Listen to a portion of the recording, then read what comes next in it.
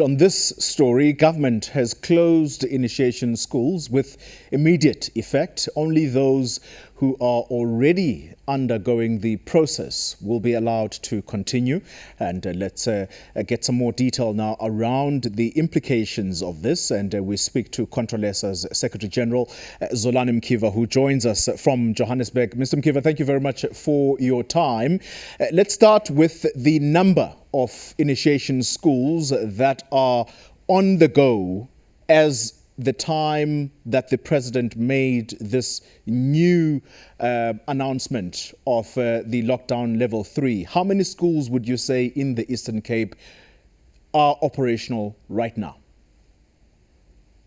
Well, we just have, the estimate is just right above 100, because not many people had taken their children through the initiation season this year, given the fact that we had this unprecedented lockdown.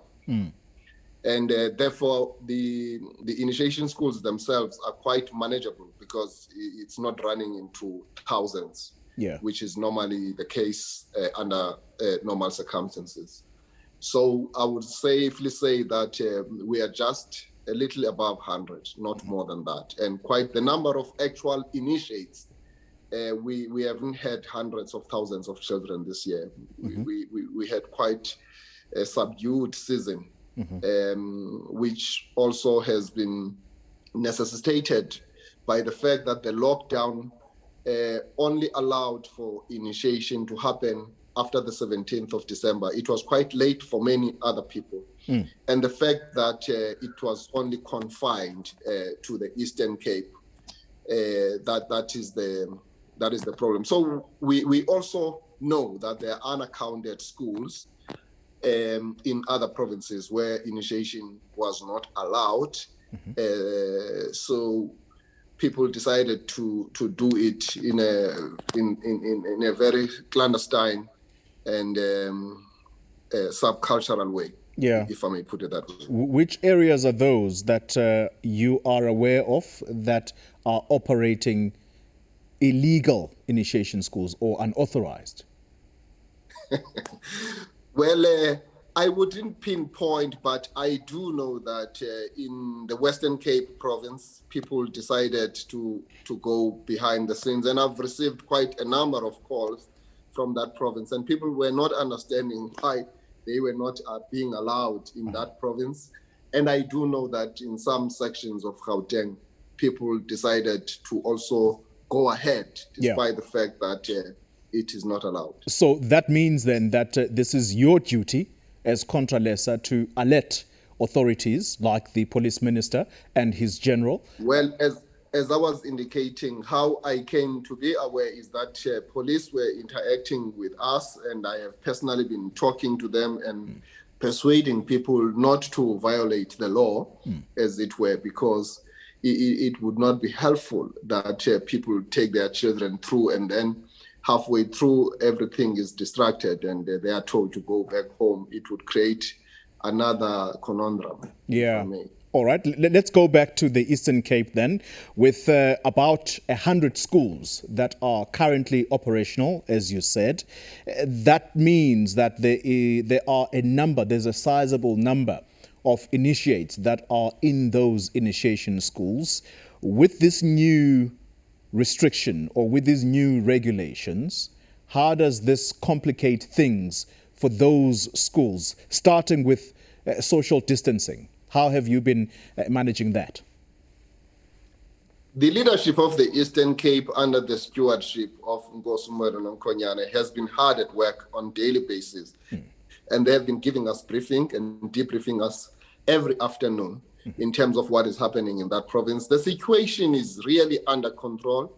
It's being managed quite very closely, and ensuring that there's clear adherence to all those regulations, including social distancing, sanitizing, and ensuring that wherein we have doctors who have themselves gone through this initiation exercise, they are also on standby to assist wherein we get challenges. But up to now, everything seems to be working quite very smoothly, and we are quite happy with the work that they have done in that province. And they do work together with the departments, Provincial Department of Culture, Health, Police, because you would still have people who go and do the bogus initiation schools, and therefore you need the cooperation of these departments. Yeah. So the issue around traditional surgeons, these are the people that actually perform the circumcision process. How careful have they been, and how stringent have they been in making sure that they do not share blades? Having initiated one initiate, they don't move on to the next one using the very same blade. Who has been monitoring that? Well, as I say, Xoli, is that this has been a collective exercise. Everything starts with the parents taking their children for medical checkups, as well as for COVID testing. And then from there on, it moves to the next stage of ensuring that the traditional surgeon, the implements are sterilized, and you don't use the same implement, to different boys. Each boy has to have a dedicated, equipment for him. So that has been happening under the stewardship of traditional leadership, together with the department's officials. Of course, officials that themselves have gone through the exercise. So there's been a selection of the people who must be there on the ground. Yes. Through the eye of a needle, if I may put it that way. All right. So quite stringent measures then around the circumcision period this time around.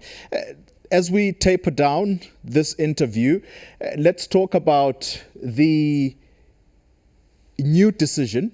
How does it impact? Perhaps the starting point would be, do you accept that there ought not be any other initiation schools that start right now because of the situation that the country finds itself? Do you agree with that decision?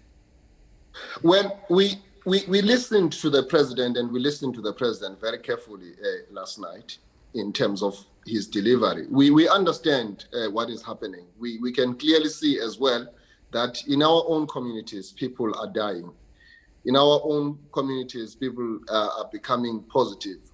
And we see ourselves that these big events are actually super spreaders. We were among those who were even saying that from long time, that the issue of alcohol should be reviewed, because we felt that it was going to be an enabler of spreading the virus. It goes without saying that when abantu xa benxilile into abayenzayo benza nje into abangayinakanga noyinaka yingxaki enkulu. Ngoko ke we want to emphasize the point that we understand the only thing that we need to improve on is the manner in which we communicate and we consult. And the consultation must happen across the board. We must see things coming. We must not be shocked or made to understand and react to things once they have already been said. So I'm saying that government ought to do the same that it does with government structures. It must ensure that it also consults traditional leaders as governors of traditional communities. Yes. So that we can better prepare. So we are not objecting, we are accepting, because we understand and we can see what is actually happening. So we just want to make an appeal for an improvement in terms of how we communicate, so that we can immediately translate that English communique into the respective languages. So as leadership of rural communities, we ought to have been brought into speed with all what was going to take place long before the general populace was to be taken on board. So all we are saying, therefore, is that we will do.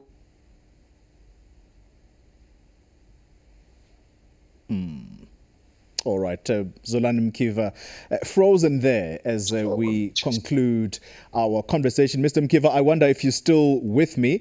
Perhaps. I'm here.